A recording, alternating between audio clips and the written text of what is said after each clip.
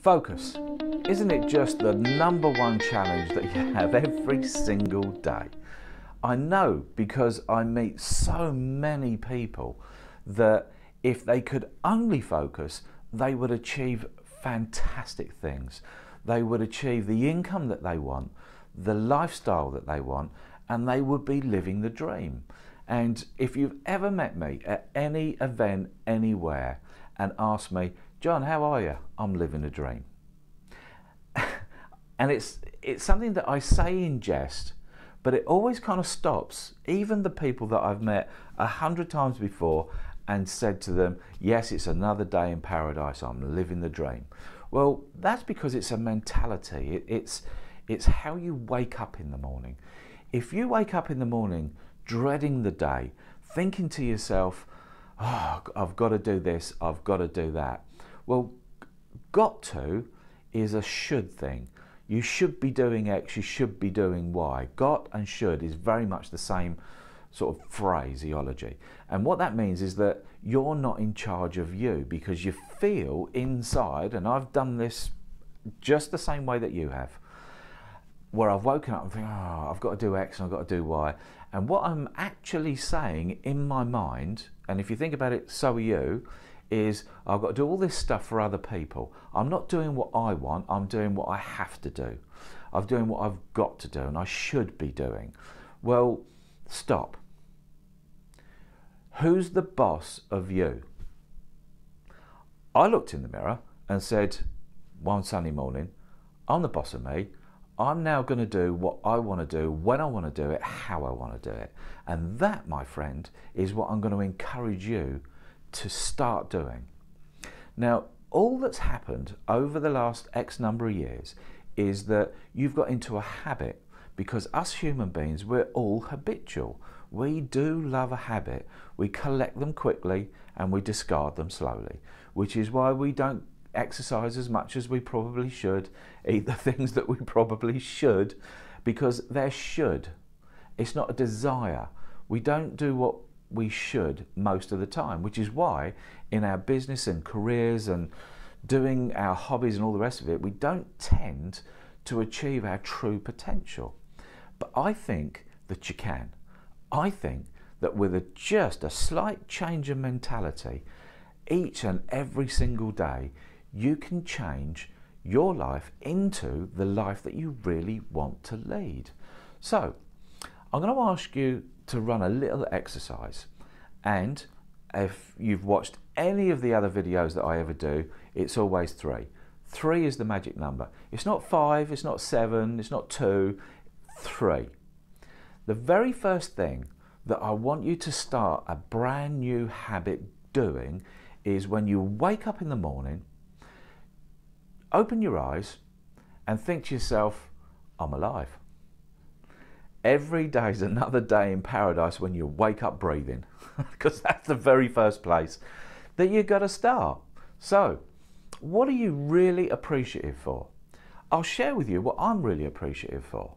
I have got a fantastic family. My brother is an absolute diamond.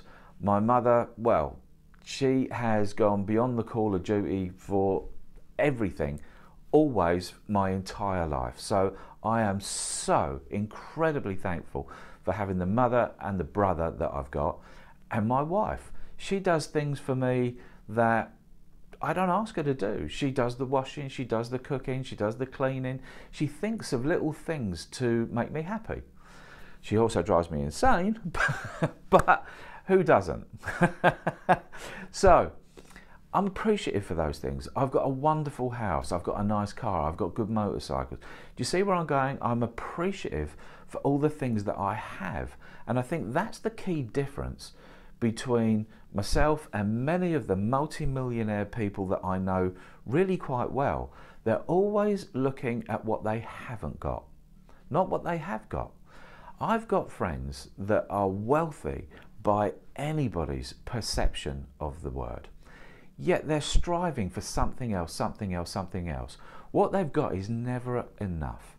And at the other end of the scale, I know people that live by very modest means, and they're always saying, oh, you're so lucky, John. Oh, it's all fallen into your lap, John. Well, let me tell you, I've made my luck. I've been to the door of bankruptcy. I've endured just about every kind of situation that any other human being's gone through. The difference is that I look at what I've got. Do you? Do you look at what you've really got? Are you in good health? Are you in mostly good health? Are you quite fit? Are you able to put food and drink in your mouth every day? Because there's millions upon millions of people that can't even do that. If you think about it, if you are watching this, you are probably watching this on a PC or mobile device. You're already leagues upon leagues above millions upon millions of people all around the planet. You have things that they desperately desire and want. So if you sat down and really thought about it for a moment, how lucky are you to be where you are now? You probably have, in fact, I'm going to be bold, you absolutely have all of the resources that you need to become an incredible success. And I mean an incredible success. The only thing that you need to add to all of those resources is resourcefulness. A desire to go from where you are now to where you want to be. It's all, I promise you, in the mind. 100% in the mind. If you can master your emotions, if you can master what your desires are and really focus in on those, I promise you that you will transport from where you are now to where you want to be in a fraction of the time that you actually have been thinking up until this point that it was going to take. It has for me every time I've absolutely made the decision that I'm going to do X or I'm going to do Y, hey presto, within a fraction of the time I thought it was going to take, I get it.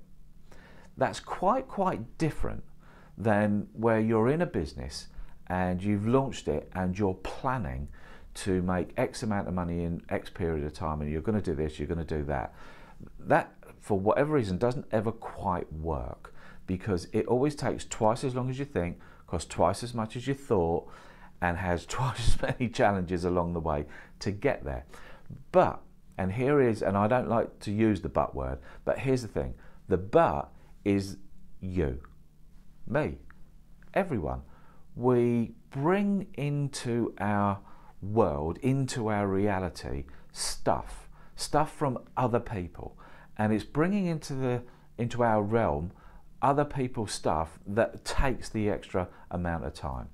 So what I'd like you to do is, number one, be thankful.